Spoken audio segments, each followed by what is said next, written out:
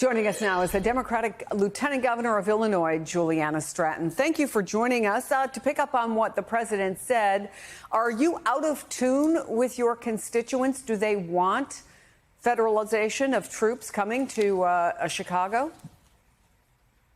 We're absolutely not out of tune or touch with the residents of the city of Chicago or the state of Illinois. We have heard from the people that I get to represent every day very loudly and clearly that they do not want troops, federalized troops, here in the streets of Chicago. We know that this president wants to cause a spectacle. We know that this is just a manufactured crisis. And as you said, as we heard in his clip, he says, I'm waiting to be asked. Well, we're not asking. We're saying loud and clear.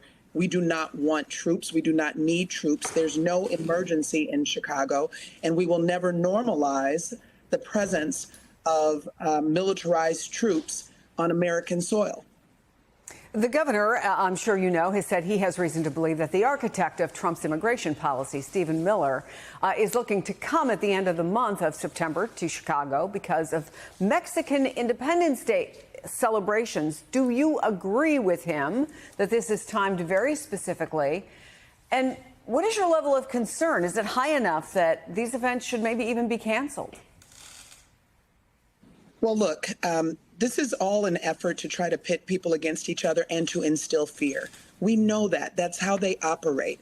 They want people to be scared to live their daily lives. They don't want people to be able to go to celebrations like this parade. And what I can say is that what we are focused on here in Illinois is making sure that everyone is safe. I mean, people shouldn't have to worry about whether they can go to a lifelong tradition of celebrating their culture. That's something that people should be able to be free to do. But because of these threats and because we have an administration and a president, quite frankly, that wants to pit people against each other, that wants to instill fear, and quite frankly, wants to be a dictator, that's the kind of consideration that so many residents of our state has to consider. So we want to make sure that people are safe. We want to make sure that whatever they do, whether it's a celebration or whether it's raising their voices in protest and exercising their First Amendment rights, that they do whatever they can to be safe. And that's the message that we are emphasizing. I think in the whole idea of safety, your governor had a very specific message for the people of Chicago. Let me play that. We know before anything has happened here that the Trump plan is to use any excuse to deploy armed military personnel to Chicago.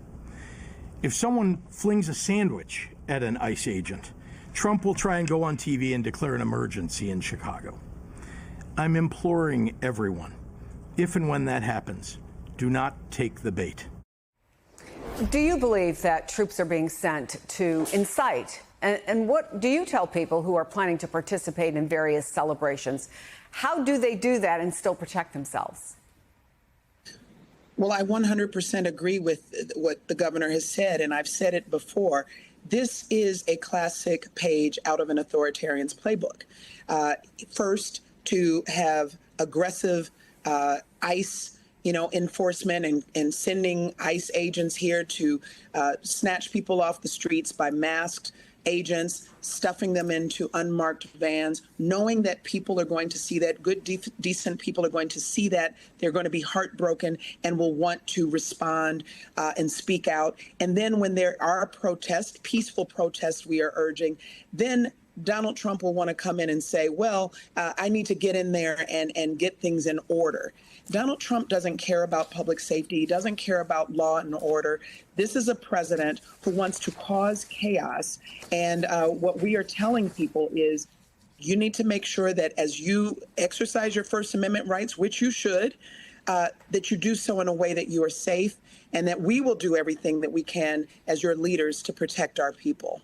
Let me ask you finally, I don't need to tell you this. Over the Labor Day weekend, 58 people were shot in Chicago, 8 fatally. Overall crime numbers are down in that city. But can people, residents, reasonably look at those numbers and think maybe our leaders should be asking for help? Well, what I've always said is that any amount of violence is too much. This is impacting individual families, it's impacting entire communities, and we want to make sure that we keep making progress and keep doing the work to help communities be safe in every corner of our state. But what I will say is that when I talk to experts, and I've been doing this work for a long time throughout my career, and I lead what's called the Justice, Equity, and Opportunity Initiative for our administration, what I know is that not one single expert has ever said that the solution to addressing the root causes of violence is a military presence in our streets, is federalizing the National Guard. That is not what makes communities safer. And the people in the communities most impacted by violence are not looking for that. What they want is what Donald Trump and his administration has taken away. They want access to housing, affordable housing. They want health care, including mental health care. They want to be able to put food on their tables and have access to jobs and economic opportunity. If Donald Trump really cares about the public safety here in Chicago and the state of Illinois, he would release the $800 million in violence prevention funding that's owed to states like Illinois, and he would work with us as a partner and not as someone who wants to be a dictator. Illinois Lieutenant Governor Juliana Stratton, thank you.